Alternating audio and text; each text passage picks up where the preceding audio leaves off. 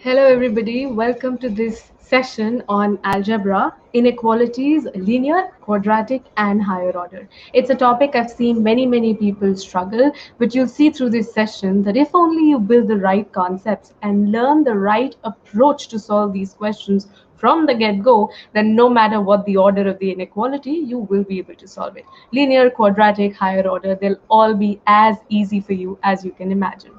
Now here, let me take this opportunity to first introduce myself and our co-host for today. I am Shweta and Harsha is going to support us. The agenda today is to tell you how to solve algebra questions by using a unified structured approach that's going to work on all questions. It's not going to be question specific that, oh, when I see quadratic, I'm doing this. When I see cubic, then I'm doing this. And that's not going to happen. Build one approach. Never rely on shortcuts. Shortcuts do not work every time. I'm going to focus on this a lot. This one structured approach you build once and for all, and you're going to see your accuracy soar. Well, let's get started now. Before everything, I want to talk about something very special to all of us. I want to introduce you all to Quant 2.0. This is our second version of the Quant course, and now we're unbeatable. These are 3 success stories just to begin with, because my slide could not hold too much. Let's see what all people have to say. eGMAT rolled out 2.0, which is a substantial upgrade over the initial Quant files, over Quant 1.0. The massive upgrade of Quant 2.0 over 1.0 is something people are talking about. You can go to GMAT Club and you can read a lot of our review and our success stories there where people talk about this. Now, this is great for people with no maths background. So whether you are somebody who's always been scared of math, this course has got you covered. Or if you've been a pro, you like math, you already know math, but it's only that final GMAT touch that you want to give to your math, we've got you covered still. So it's for everybody from a novice to a pro. You have this one-stop shop for everything. You'll see how the course adapts to your starting ability. Now, this is a beautiful chart, something we're very proud of. This is just for the first 5 months of 2021, January 1 through 31st May 2021. Look at the count of heading. All of those people who got a Q49 plus. Just look at the bar that corresponds to eGMAT. You have 47 such scores, and that's clearly way ahead of the competition. Now, this is not just Quant. This is about 700 plus reviews, and just for the month of June, by the way. This is not even for all of the months that have gone till now. So we account for 26 success stories. 26 people credit their 700 plus score to eGMAT. Now, coming to the session for today, what's my purpose? My purpose, as I said in the beginning, is to help you understand that the key to acing GMAT is 2 things. One, you have to have solid concepts. There's no doubt about the importance of concepts. That's the very foundation on which everything else is going to be built. Now, once you have the right concepts, it's about the structured approach to solving questions. Once you build that approach, use that everywhere, and you're going to see how it does magic to you. We just posted this link about the new Quant trial, so go and experience this for yourself. It's an experience to have, and tell us how you like it. Now, this is about the session for today, the flow. It's very important to understand how we're going to progress today. So we're going to start with a nice warm-up to warm all of us up. This is going to be easy questions. These are just 3 questions, 500 to 600 level. And through these questions, my aim is to really give you the concepts in this inequality business. We are going to build that and do more GMAT style questions in further sections to come, but where this begins is a warm-up. Now, after the warm-up, which is where I'm going to tell you how the session is going to behave, after that, we're going to have sprint 1, and then we're going to have sprint 2. Sprint 1 will have 3 questions, and sprint 2 will have 4 questions. This is where you will be putting yourself to test for the first time. So you'll be applying all of the concepts that I will have given you through the warm-up section. Now, feedback and takeaways after each sprint. In fact, throughout, I'm going to give you feedback. I'm going to keep telling you this is an important takeaway. This is something you should remember. You should never forget this. Keep making notes of that. And not everybody will have the same set of takeaways, by the way. Say you make a certain mistake. that mistake tells you something about yourself. You have to make sure that you make a note of that. For example, you tend to miss the constraints in a question. Write that down. Identification is the first step to correction. Somebody else might have a different problem. Somebody else might always be in a rush and just not read the question properly and answer something else altogether. So for that purpose, for that person, the corrective action would be what? To relax, to read questions peacefully. While for somebody missing constraints, it would be like, do not just submit your answer before you check one last time that you're giving what the question wants. So for different people, this error collection today is going to be different. This is where we are trying to get you into the habit of creating error logs as well. It is a key part of anybody's preparation. Later on into your preparation journey, when you don't have that error log and you want to fix issues, you see that you can't score what you want to score, but you don't know what to fix. This error log will be the exact file that you'll have to refer to, and you'll know what you need to fix. So get into that habit from the get-go. With this now, I'm going to take you all into the warm-up section. You will have basic questions, as I said, the feedback. We are going to discuss the solutions, but these are not going to be super detailed. We're just going to focus on the concepts that there are. And so, since the questions are simple, it would not require too much of discussion. Now, here you will find out the first time what conceptual gaps you have. Now, here are some instructions, very important instructions. 3 questions, as I said. You will be given polls to answer your questions. Nobody, I request nobody should put the responses, the answers in the comments here. The comments is for you and I to interact. It is when you get confused about a solution I just gave and you want to ask that extra question, use the comments, or of course feedback that you might have. That's always welcome, but answers only in polls. So you will see polls come up in the chat the very soon. That'll be for the first question. We're going to solve each question after you attempt it. So you do the first question, we discuss the first one, second, and so on. With that, let's all go into warm-up question number 1. The link will be here. Everybody click on that link and good luck.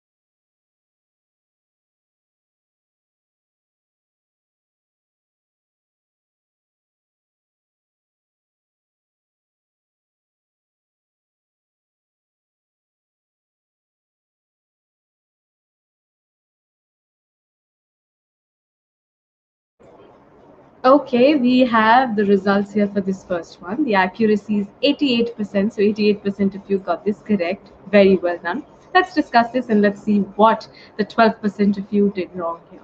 So what do we have? What is the range of, let me just start this pointer. So what is the range of values of y if 4y plus 10 is greater than negative y. So what kind of an inequality this is? This is a linear inequality. How do I know? The power on my variable is 1. That is when I recognize it's linear. And of course, it should be a single variable. No two variables can multiply together. X, Y, if I had, that would not be linear. So this is a simple linear inequality. How do I solve this now? Well, the approach for this is, first of all, keep your inequality in front of you. Your approach is to collect all of your variable on one side and all of the constants on the other side. Now, how is that happening? On the left hand side right now, you have a 4y, right? And on the right hand side, you have negative y. To get the y's together, you'll just have to add y on both sides. What will happen as a result is, from the right hand side, it'll just become minus y plus y, it'll become 0. Another way of thinking of what we're doing is just to move one thing from here to there. So when you move a negative y to the other side, it becomes a positive y. But the logic is to be adding it on both sides. So what happens on my left side, therefore, is it becomes 4y plus 10 plus y. Right side just now is 0. Then I add my y's, it's 5y greater than 10. Now what? I still want to get my y, right? So what do I want to do? I want to remove the 10 and the 5 from this side. First, I'll remove 10. How? I'll have to subtract it from both sides. Why subtraction? Because this plus 10, when I subtract a 10 from it, it's going to become 10 minus 10, 0. So that's how I'm going to get rid of it. Or you could think about moving 10 to the other side. Because it's a plus 10 here, on the other side, it'll become a minus 10. So this is what you see, 5y greater than negative 10. And then finally, all you're going to do is divide both sides by 5. When you divide that, you get y on the left side and negative 2 on the right. Very simple question, just to show you how this inequality worked just like equations do. Had there been an equal to sign here in place of your inequality sign, this is exactly what you would have done, right? And throughout, you would have seen the same equal to sign come at each of these steps. That is what you would see, equal to everywhere. So in that way, this is not any different from what an equation is. So when you're solving a linear equation in one variable, till now, all that you've seen is that it works exactly like an equation. But that doesn't always happen. There is an exception that we're going to see, but that did not come here in this one. So here it was just this basic knowledge of inequalities that you needed. The correct choice is B. So 12% people who did not get this, I hope you understood this now. Keep the comment section lively. Whenever you have a doubt or confusion, feel free to write that immediately. I'll try to take as many questions as I can. With this, let's all go into warm-up question number 2. You will see the link here in seconds. Good luck, everyone.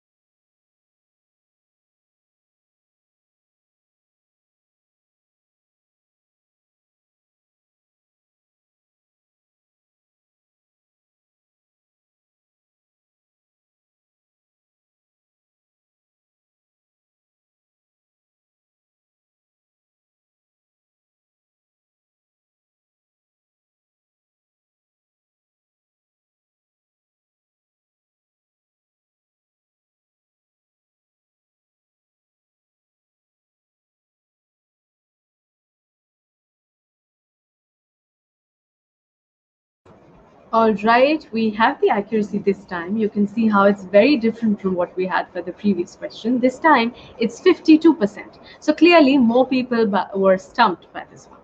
Then this tells me we need to spend a little more time in discussing this. Let's get started. Okay. Question was, how many non-negative integral values of m do the two given inequalities satisfy? So what happened here is the complexity changed because in the previous question I had a single inequality, and b, that one had a single variable in it.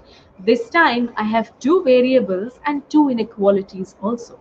And I want to solve this system of inequalities to find out something about m. Definitely the complexity increased, and that's why you see the accuracy change. Harsha, I would also like to see what was the next choice that people went for, the next most popular choice. With that, let me continue. Okay, the most popular was A with 25% votes, and then the accuracy, of course, for the correct choice, 52%. So now let me discuss this. So question says how many non-negative integral values of m, and you have this system to start. Now, how do you solve a system of inequalities? Well, if you know how to solve a system of linear equations, then this is pretty much the same. In equations, you have these two methods. There's elimination and substitution. Elimination is what we use here in inequalities as well. So what is happening here really is that since my goal is to get m, I'll try to eliminate the other one, which is what? N. So I'll somehow try to get rid of my n. And how do I do that? How does elimination work? The first thing I need is that both of my inequalities should have the same coefficient of n, the one that I want to eliminate. They should have the same coefficient with opposite signs. Now, right now, when I look at it, I have a minus 0.5 in one of them, and I have 1 in the other one. So I need to do something to make the numbers equal, the magnitudes equal. So a very simple fix for that is that I pick up my first inequality and multiply it throughout by 2. So the 0.5 is going to become 1. So this is what it will be. Now bring in the second inequality. You write them next to each other. You see how the coefficient of n now is really the same in magnitude. The only thing different between them is the sign. One of them is a minus n and the other one has a plus n. Now, why do we do that? Because now we want to add the two inequalities. When we add the two inequalities, the minus n and n cancel out. Thus, it gets eliminated. Remember, that was the goal. You just wanted to eliminate something. And the others just get added simply. Minus 4m stays what it was. And 5 plus 5 becomes a 10, goes to the other side and becomes minus 10. This is what we get on adding the two inequalities. Now, a small rule here. Never subtract inequalities. I've seen people do that a lot. Yes, we can subtract equations, but we cannot subtract inequalities ever. Never do that. So the only thing you can do to inequalities is that you can add them. That too, only if the inequalities have the same sign. Same sign as in both of them should be of the same type. Either both of them should be greater than inequalities or both should be less than inequalities. I'm not saying they should both be strict inequalities. For example, if one of them was greater than 0 and the other one was greater than equal to 0, I could still add them. Okay, they just have to be the greater type, both, or both of them have to be the less type. Now that I've added this, what do? If this is what you did, 4m greater than 10, and therefore you got m greater than 2.5, you made a mistake. This is the one place where equations and inequalities are different. I talked about this in the previous question. I said almost everywhere inequalities and equations work the same way, but there is this one difference, which is when you multiply or divide both sides of an inequality by a negative number. Right now, the negative number was -1, -1. So what we've done is we multiplied both sides by -1. The inequality should flip That means instead of becoming a greater than thing, in the next step it becomes less than. So this is one place where people make mistakes, and they would have n greater than 2.5 in that case, and actually there'll be infinite values in that case, because all you want is non-negative values. Now maybe because the choices did not have infinite, you saved yourself from that, but I'm sure many people got trapped there. Next up is what then? Since I know the correct thing is 4m less than 10, then m is less than 2.5. Now, what are the non-negative integers less than 2.5? It is 0, 1, and 2. So actually, there are these three values. 0 is a non-negative number. I've seen this mistake a lot when somebody says, okay, it's a non-negative number, we straight away go to thinking it's positive. But that's not it. Non-negative means it's not negative. Now, something that is not negative is either positive or 0. That is one mistake because of which people do not count 0. And so they would think it's 1 and 2, and all of those people would mark choice B. Okay, so okay, all right. So therefore, the correct answer for this is 3. I'd like to understand what was the one that all of you marked. I mean, the next most popular choice was A, right? Where you thought it's just one value. Which ones did you miss? I had expected the majority to go with B, where it said 2. The problem with this one usually is missing constraints, that it's non-negative. And the takeaways here are very important. Make note of this. Inequalities with the same sign can be added together, as I said, and sign of inequality changes. It flips when you multiply or divide both sides by a negative number. Thank you. All right, anybody, any doubts about this? I'd really like to understand why so many of you, 25% of you, went with choice A. What happened exactly there? I will have to go to the next question if I don't see comments in a few seconds. Maybe you're still confused why you got that. When question asks how many positive integral values, Ashutosh, if it was positive integral values, you would take 1 and 2.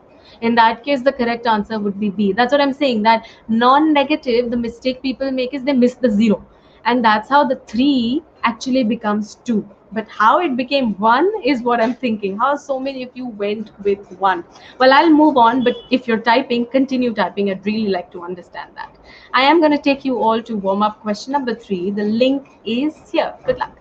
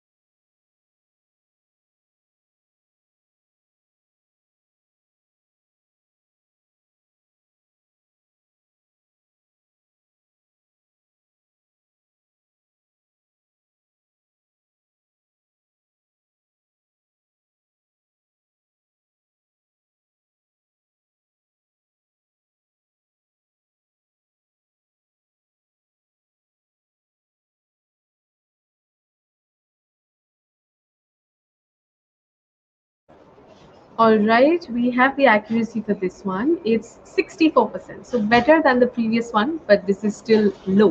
Well, this was the first question we had on quadratic inequalities. Let's see. So what is the range of x for this inequality? All of the questions till now, the two questions we did were both linear inequalities. First one was simpler, where you just had one variable. Second one, you had a system. And now it's going to the next level where it's a higher order inequality. It's a second order inequality. Now, how do we solve this? I'm going to give you two methods for this. One is the usual method, the logical method, that even if you don't know the wavy line approach, you will be able to solve it. So I'm going to first start with that.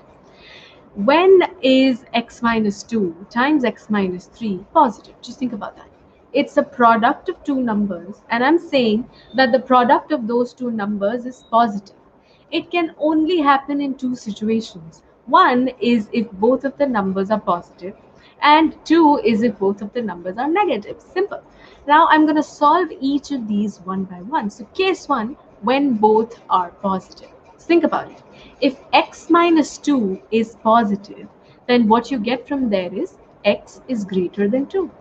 And here, x minus 3 also has to be positive. And what you will get from there is that x is greater than 3. Remember the and here in between. What's really happening is I'm saying x is a number that is greater than 2 and greater than 3.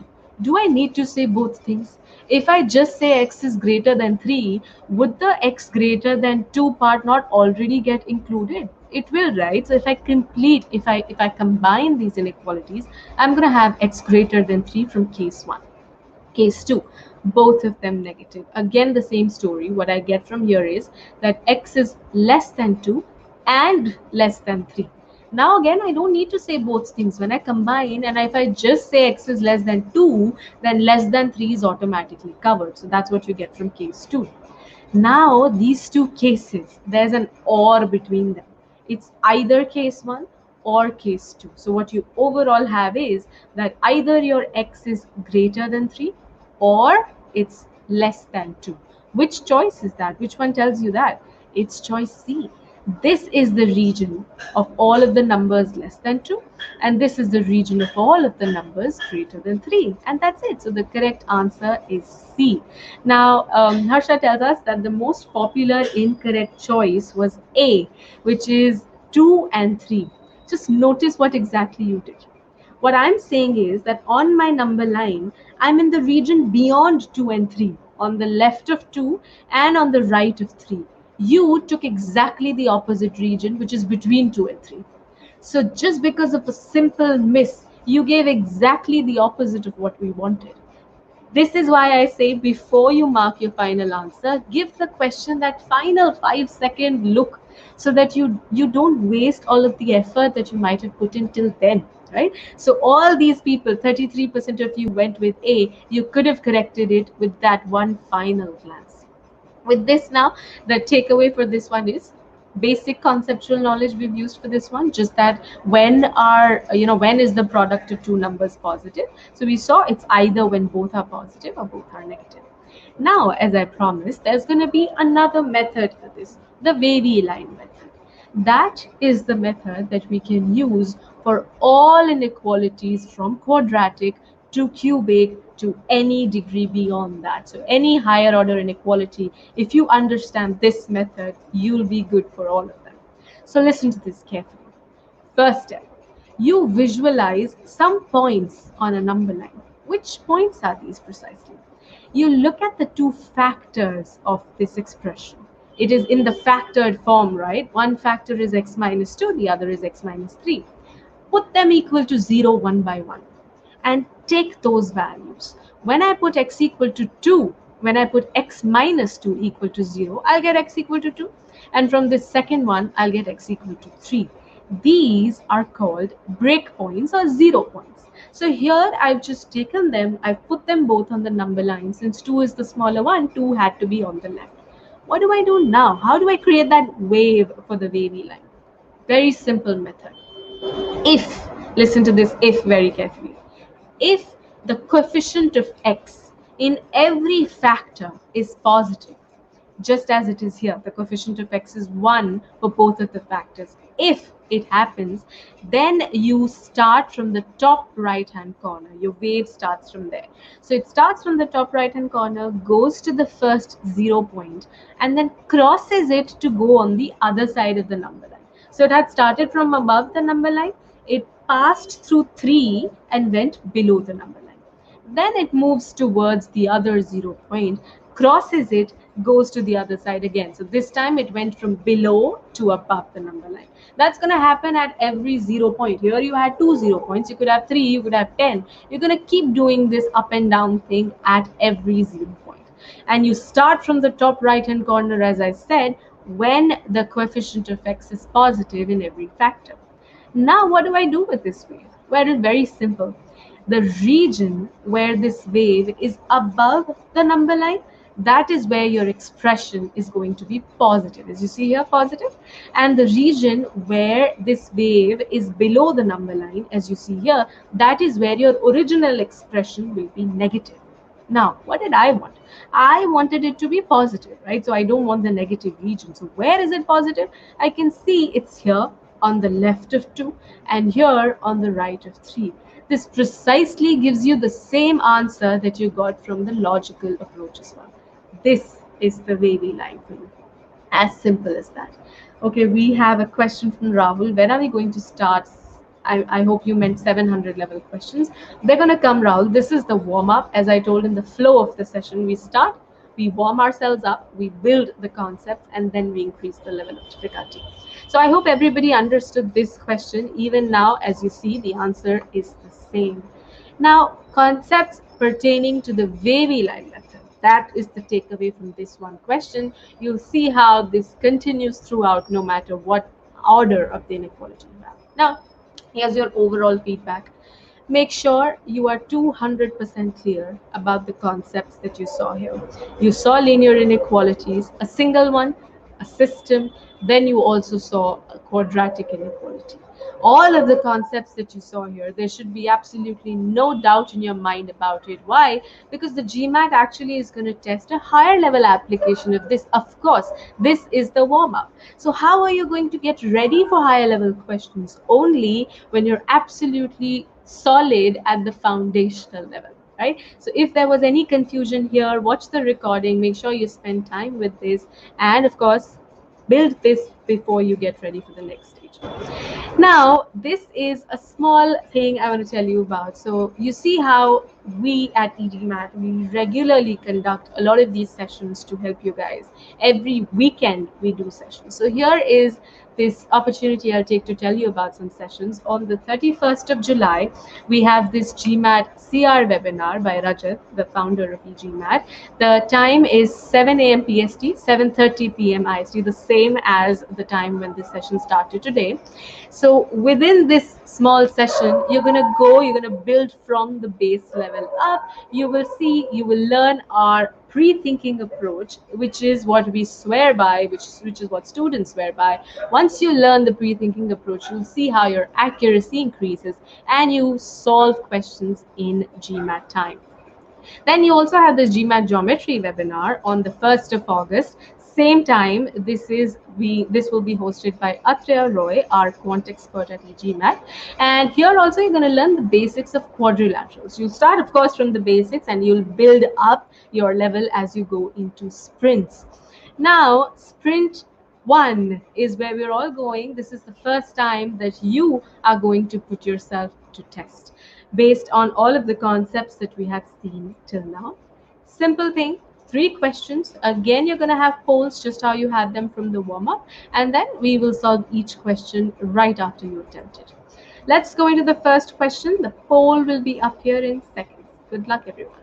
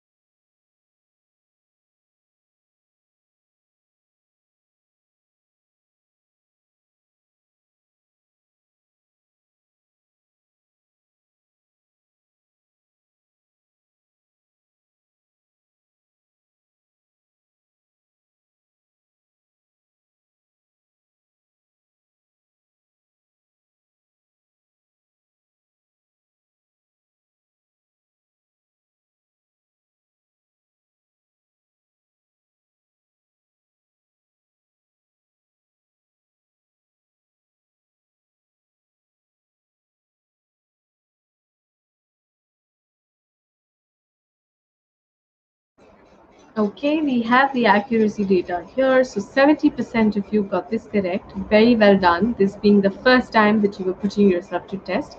Now this, as you see, was straight away based on the first warm-up question, where you have a single inequality and a single variable. All you're going to do is collect all of the variable on one side and the constant on the other. So here we had no constraint or anything on x. So we were just free to solve it and get the range and then just mark the answer. Now, what do I do here? Let me show you the steps again. Getting the x's on one side, on the left side, and getting the constants on the right hand side. Then I get minus 32x greater than 64, and then I divide both sides by -1 or multiply both sides by -1.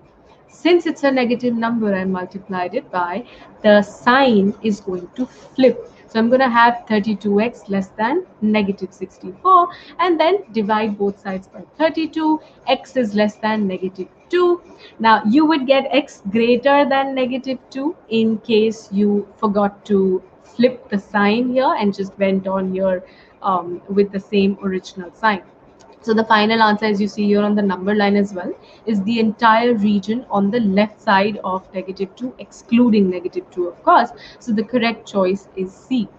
So Harsha tells us that none of the above was the most popular. Okay, so you got something different altogether. Even if you had made this mistake of, forgetting to flip the sign, even then you would have greater than -2. So B should have been the choice there. Not getting any of these would mean something major. What exactly would you have done wrong? Feel free to comment and tell me what that was. I'll take you to the next question. Remember the takeaway here again. This is what we saw in a previous question. Always change the sign of the inequality whenever you multiply both sides of it by a negative number or divide. Multiplication, division work the same way.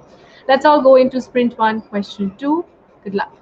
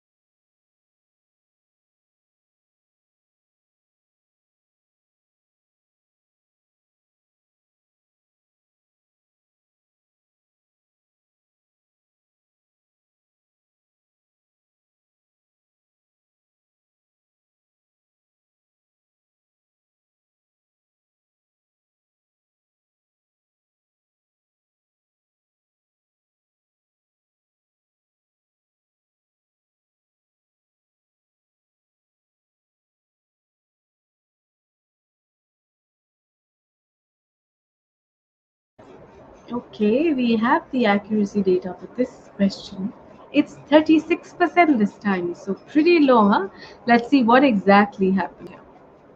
Now, in this question, what you had was quite a lot of things coming together.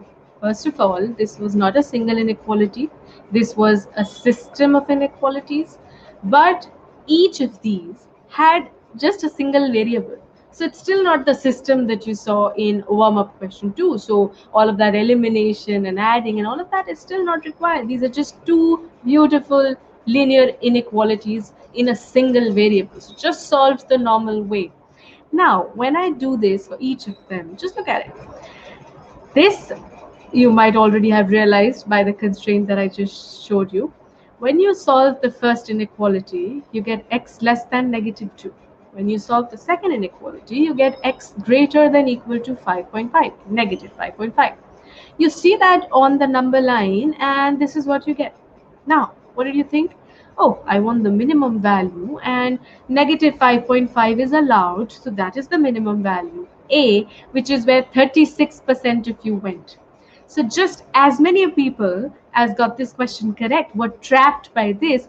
Why? Because you missed the constraint in the question that x is an integer. If it's an integer, how can it be negative 5.5? What's the minimum that it can be? It has to be in the range. The minimum that it can be is negative 5, and the correct choice is B.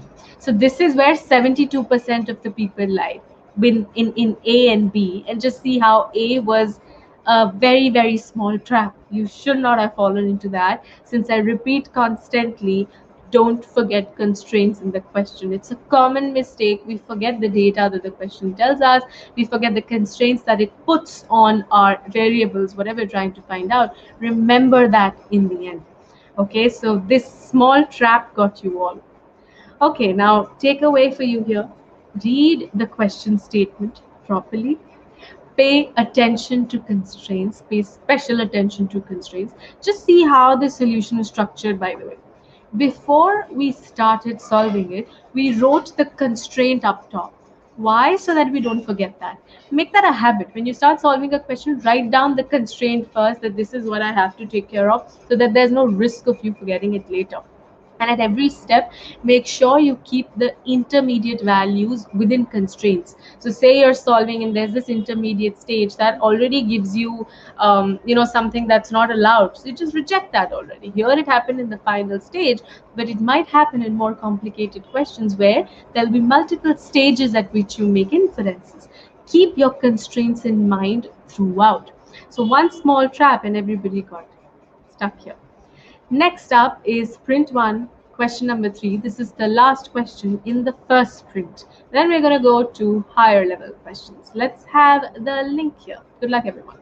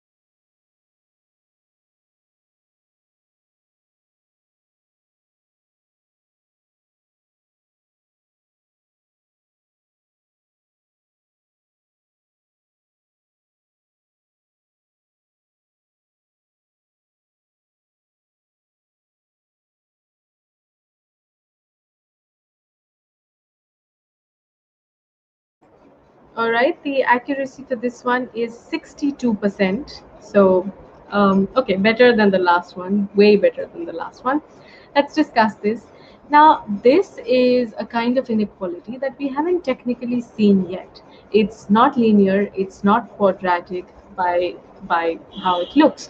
Now, would you think of doing this, multiplying both sides by x plus 4, because of which what you'll have is x minus 3 less than 0 and then x less than 3?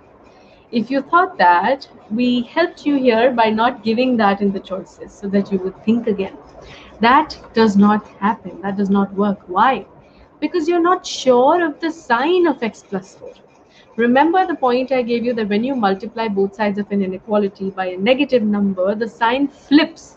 Now here, you don't even know whether x plus 4 is positive or negative. How will you decide whether or not the sign of the inequality flips? So there's that confusion here. You will have to consider two cases if you want to do that. One for when it is positive and one for when it is negative. A better approach now for you is this. Multiply both sides by the square of the denominator. Because it is the square of the denominator, you're already sure it's not 0. You know why? Otherwise, the denominator would have been 0 and it would not even be defined. Otherwise, the square of anything in the world, if not 0, is positive, right? So we're sure this way that you're multiplying both sides by a positive number, and you can guarantee that the sign is not going to change. So since the sign does not change, first of all, this is how it's going to look. Now cancel out the x plus 4 from the numerator and the denominator, and this now is a quadratic inequality again. Right now, you know the wavy line method. Just pick up your 0 points, which are going to be negative 4 and 3. Since again the coefficients of x have the same, both of them are positive, you start the wave from the top right hand corner, draw that and see where exactly it is negative. Remember, negative is what I want. So it's negative here where it is below the number line. So it's this region between minus 4 to 3. So choice C here is the correct answer. So 60%, 62% if you got this correct. And we read that D and E are both popular choices.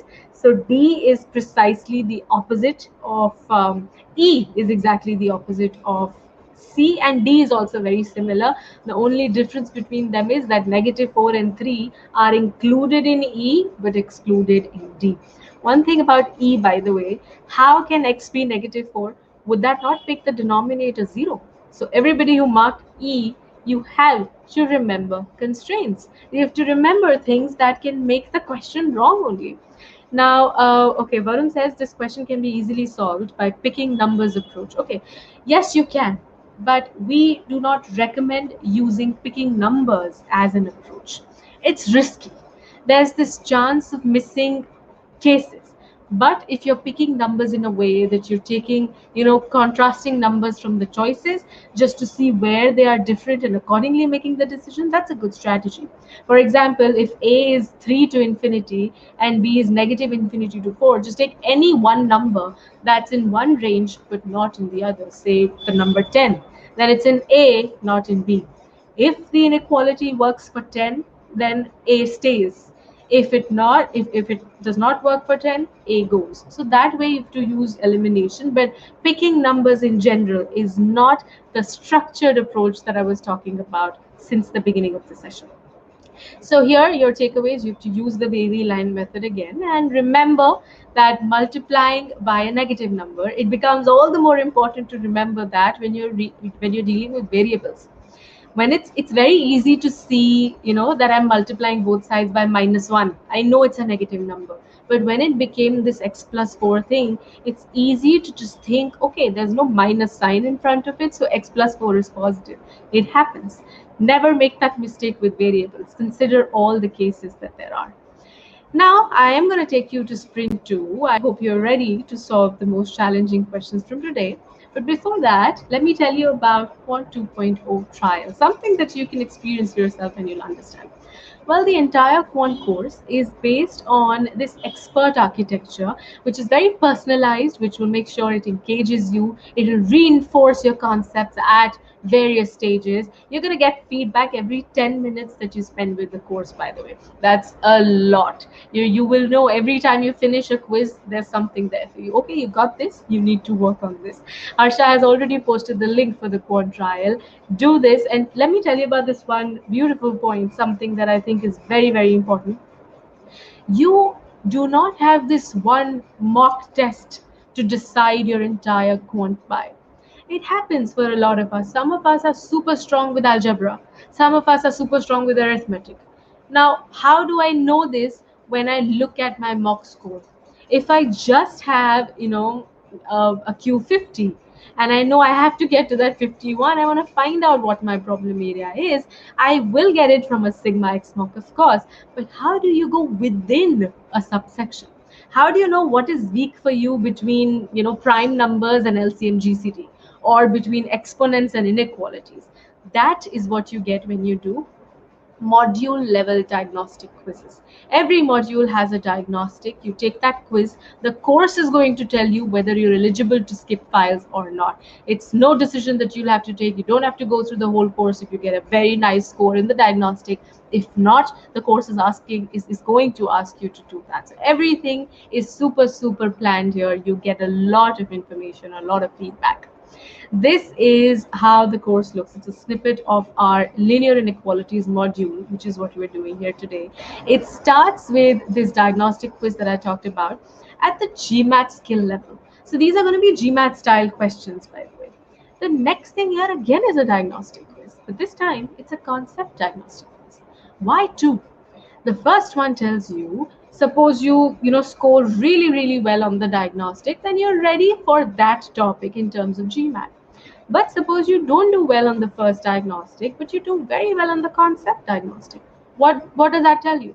It tells you that your concepts are strong. You just don't know how to apply that in GMAT context. So this is the kind of information. Say you perform poorly on both of them, then that's clear that you need to work on your concepts, right? So the diagnostic is a great starting point. This then is all of the concepts that this one includes. Then you have process skill learning activity and practice file. The process skills that you've already seen are considering constraints and considering all cases that there are to a problem. There are 6 process skills, 7 process skills. All of them will be taught properly as separate skills. It's not just all going to be, okay, this is a question and you've learned this skill. So it's what you need to build. Harsha has already put the link for process skills. Watch this and you'll understand the value. And in the end, it's time to test yourself. You want to see, okay, I was at a 40% in my diagnostic. I did all of the concepts. Where am I now? Once you get that final 85%, 90%, you'll feel that accomplishment at the module level. You'll understand, okay, I've done this. I've made progress with this one module. Let's bring on the next one. So this is how granular it is. This is the amount of feedback you're going to get. It's all of the detailed courses for quant, algebra, number properties, word problems, every single course that it includes, to 120 plus interactive concepts, 300 plus practice and learning files. 40 of them are just diagnostic quizzes, by the way, what I was talking about. You have more than 1,900 questions. If you use these questions the right way, you review them, you understand from your mistakes, you make error logs, you work on your weak areas, you would not need any other questions in the world. This will be enough for you if done the right way. Now, this is a categorization of the whole thing. Process skill questions are separate. GMAT skill questions are separate. There's diagnostic quizzes. There's practice quizzes. All of these, all kinds of questions you can see. So what we say here is that if you do things correctly, success will be yours. The course is equipped to give you what you need and get a flavor of that with the trial. Okay, now here is just this slide that I showed you in the beginning for people who joined late. All of those from the first 5 months of this year, 2021. We have 47 of the people. We eGMAT gets the credit for Q49 plus for 47 of the students. Of course, it's your hard work, but once you mix that with the right kind of content, what you need for the GMAT, this is what happens. And this is for 700 plus reviews, not just quant. This is another slide for just June 21, by the way, with 26 success stories. Now, our students speak for ourselves. We spoke all of this, but you can always visit GMAT Club. You can read the comments, visit our YouTube channel, eGMAT's YouTube channel, and watch all of these things. Now, this is another thing I would like to help you with. I have seen people be confused about, how to prepare. Okay, I know I have to do this and that and that. How do I strategize all of this?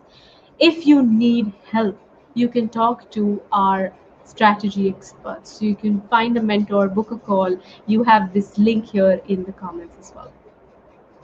Okay, with this, I am going to take you to sprint 2, question number 1. The link will be here in seconds. Good luck, everyone.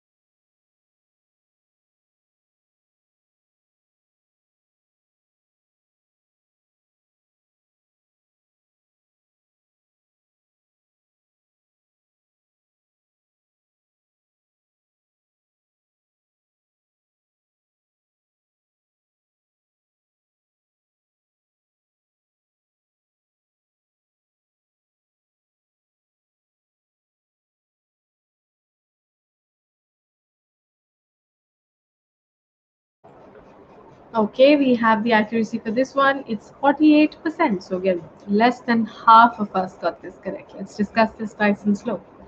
What is the range of values for z squared? Given that there's this expression. So it's not for z, by the way. I don't know if a lot of you already realized what you might have done here. So this is the inequality that we're solving, and we want to find out the range of values of z.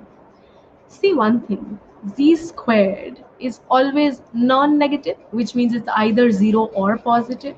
So if z squared is non-negative, then when I add a 4 to it, it's definitely positive, right? Now what I'm trying to do is I'm trying to understand this one factor of my expression. This part of it is definitely positive. So for the entire thing to be negative, this second factor has to be negative. So z squared minus 2 is less than 0 is really the only thing I'm solving because of the first thing being anyway always positive. So z squared less than 2 is what I get. Now, a lot of you did not do this simplification. I can see the trap answer choice got a lot of you. 44% of you went with A. Think of this carefully. What you did was you most likely did the wavy line method with your 0 points, -4 and 2. And if you do it that way, yeah, this is what you're going to have.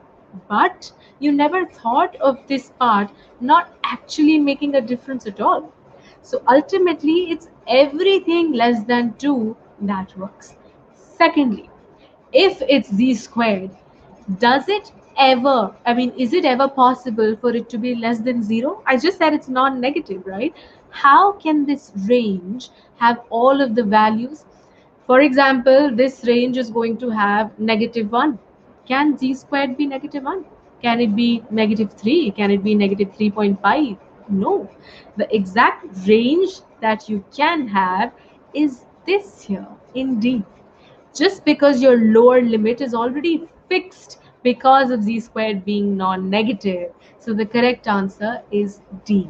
So we can see how an equal number of people went with A as with D. It's almost the same, 48 and 44 together. That makes it 92% of people were between these two choices. And it's just this one little thing you again missed the constraint. Just look at how easy it becomes to make mistakes if we don't realize these things, if we don't recheck before marking the final answer. Thank you, Tarun. I'm glad you liked the question. With this now, everybody, be more careful. Let's go to the next question. Let's have the link here. Good luck.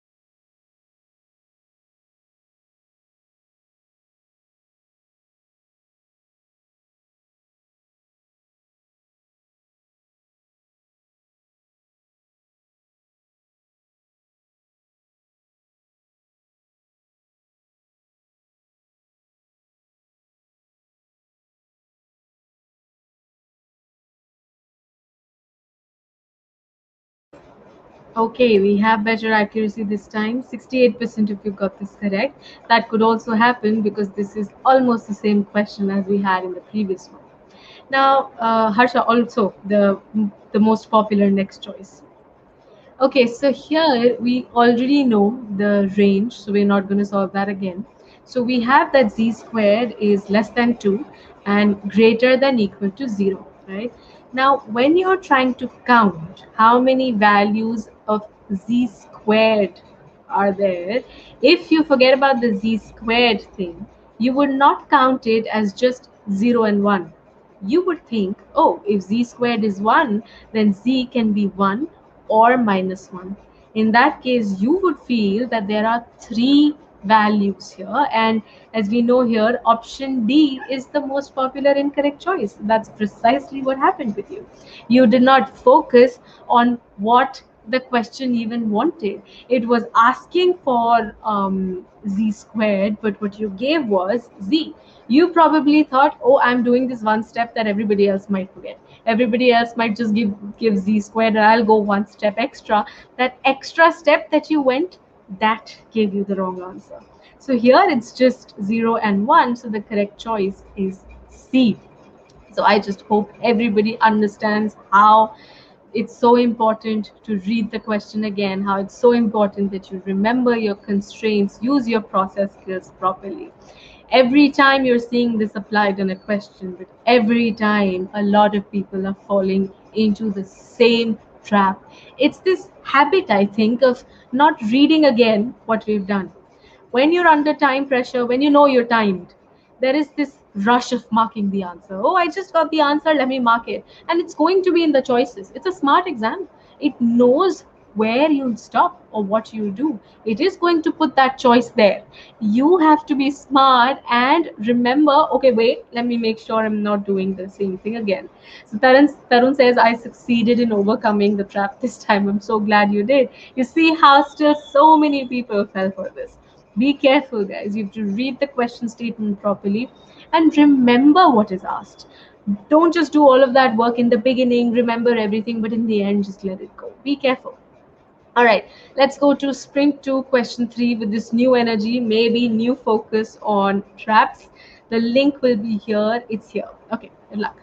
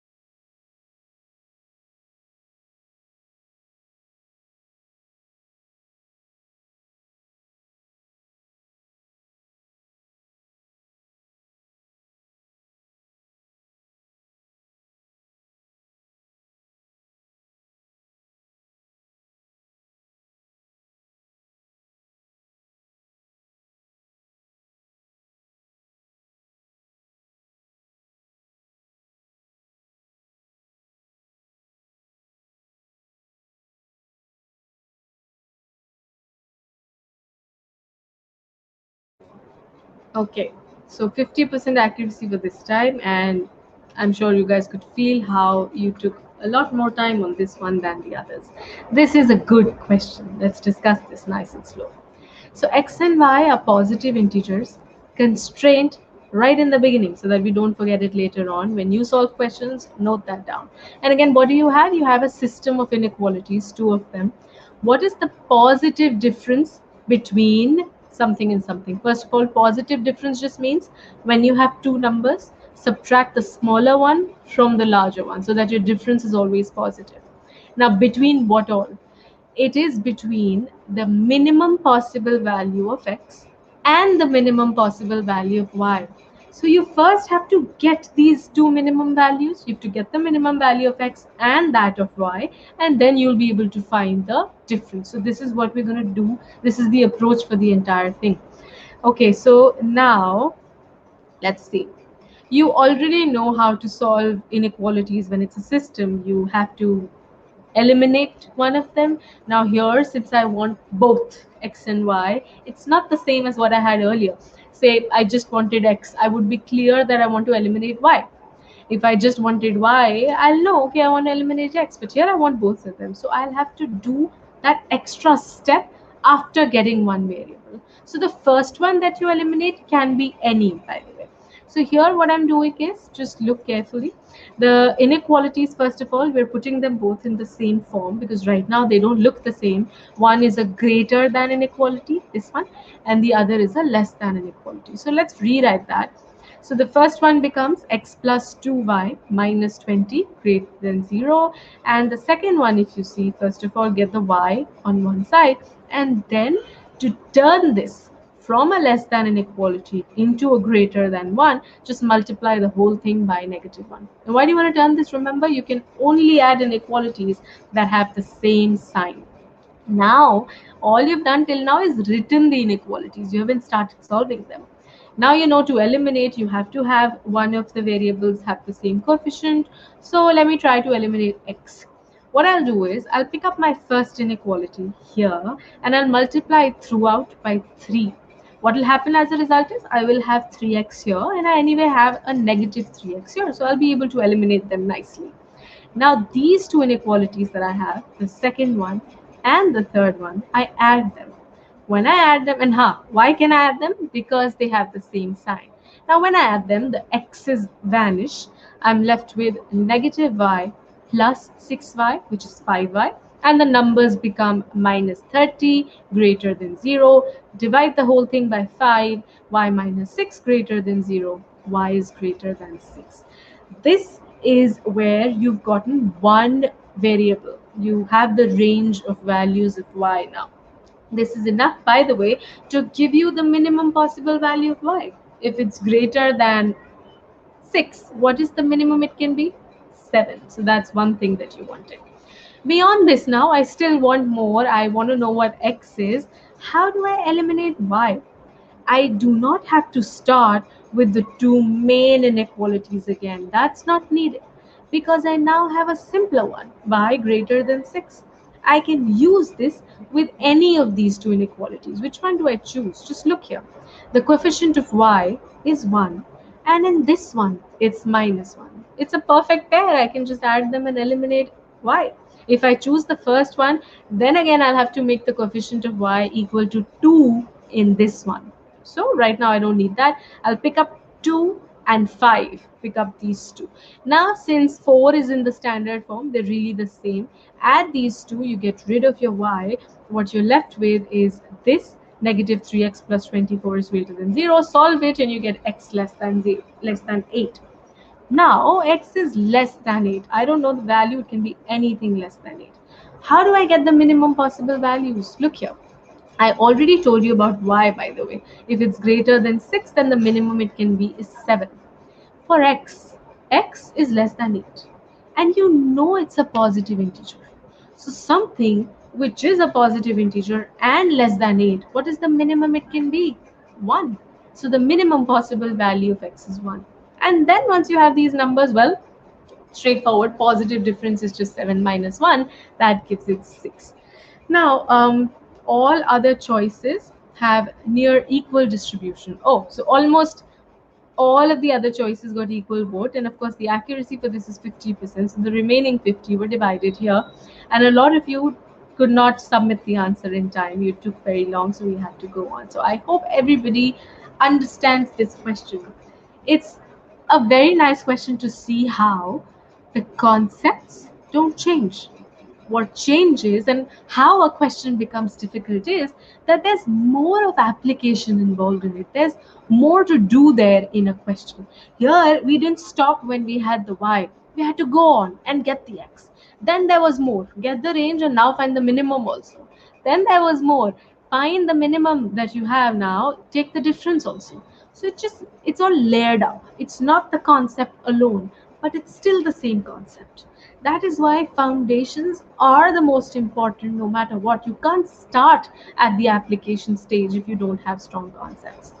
Tarun says, I missed the word positive. So then for you, the minimum for x does not even exist, right? Less than 8 could be just about anything in the world. Let's now go into the fourth question. The link will be here, everybody. Good luck.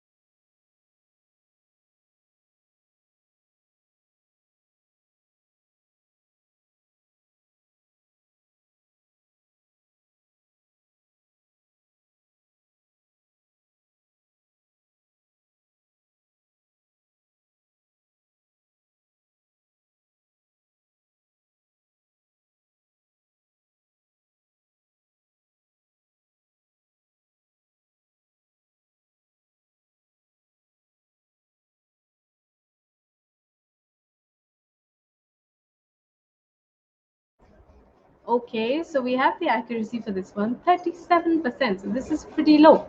Well, what I did here was actually took you into a higher order inequality, but because it was the same tools that you needed for this, just that extra bit of care that you had to take.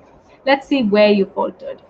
Look, the first thing you should have seen is that x squared, because it's the square of something, is anyway non-negative. So if x squared is definitely non-negative, then how is this entire expression going to be less than equal to 0? That is going to happen if the numerator is less than equal to 0, right? The denominator is not going to help there. It's anyway greater than equal to 0. So then what do I do? Okay. First, now that it becomes a quadratic thing because of us ignoring the x squared because it's not contributing, it's a quadratic expression. So the wavy line method works again. Your 0 points are 3 and -1. Put them, make the wave, see where it's positive, where it's negative. What do you want though? You want it to be negative, so it's negative here when it's below the number line. So -1 to 3. And as I had suspected, the most popular incorrect choice was A. 37% of you went here, the same percentage as for the correct answer. You fell for the trap. You know what you did? I said you have to remember the constraints, but nobody did again. This x squared, because it's in the denominator, aren't we sure that x cannot be 0? Because if x is 0, the denominator will be 0, which is not defined, right? That was the extra step that differentiates correct answers from incorrect answers. The majority went with A, fell for the trap. I was excited when I created this question, but now I can see how it worked really well. So 0 is what you need to exclude from this. This is what you might have gotten, and this is what you just straight away marked. The correct answer is this, where I remove the 0. So really, I break this range into two parts, one from -1 to 0 and the other one from 0 to 3, excluding 0 in both cases. Just see how option C is exactly that. So Ajmal says, I figured out part of the answer and got confused, but used process of elimination to get to C. But now I hope, Ajmal, you understood the exact approach that we need to follow. Yes, you got to the answer, but everybody here understand that getting to the answer is one thing, building the right approach is another, and building the right approach is what will take you closer to your GMAT success. So I hope you enjoyed the questions that we did here. Tell me how you liked the session while I continue and tell you about more beautiful sessions that we're bringing your way. More things where you realize, oh, I always used to do this, but now I'll be careful. So we have this session on 31st July, Saturday. This is a CR webinar by Rajat. You will go from the basic level till hard questions. You learn the pre-thinking approach and see how your accuracy changes. Tarun says, yes, the questions are good. Liked them. Thank you, Tarun. Everybody, the link for the CR webinar is here. Then on the very next day, 1st August, you have another webinar on geometry, GMAT geometry. Register for that and learn the art of using structured approaches when it comes to geometry. You saw that in algebra today on some kinds of inequalities. This is a different topic, but the focus on one unified approach will not change. No matter what topic you attend, no matter what webinar you attend, our focus never changes. Quant 2.0, everybody, do experience this. I am sure you're going to like this. Try the diagnostic thing, and it is going to change a lot about what you think. So sometimes you might feel, oh, I'm very good with this topic. The diagnostic is going to tell you just that and how much you need to work on that. Now, you can also get your personalized study plan if you work with our strategy expert. So everybody, as I said, has a different journey. You have different starting points. So naturally, even if your target score is 750 for two different people, the path cannot be the same. One of them is starting at 650, the other one is starting at 700. You have to have your own personalized study plan. Get the chance for that. Book a free call with us. Rahul says, when is geometry? 1st August, Rahul. Ashok Vardhan says, what is wrong in this? In what, Ashok? I'm sorry, I haven't read that. Okay, so concluding remarks. Make a personalized study plan, get in touch with us if you need help, attend the next sessions, and build your ability across all of the sections in GMAT. We did one topic today together from algebra. I hope it helped you. Solve the questions that you get in your free trial. Don't just do the concepts, try your hand at questions. Once you get them correct, that is where you really get that confidence. Okay, I've mastered this. Nothing happens when you just do concepts, by the way. That is the first most important step, because you need to cement all of that. You need to do questions. You need to make sure that you're applying the concepts that you've learned. Okay, check your data on Scholaranium. It's going to exactly tell you where you're weak. So you're going to see, okay, number properties, I get a 40%, but algebra, I have a 60%. What does that mean? That means you need to work more on number properties.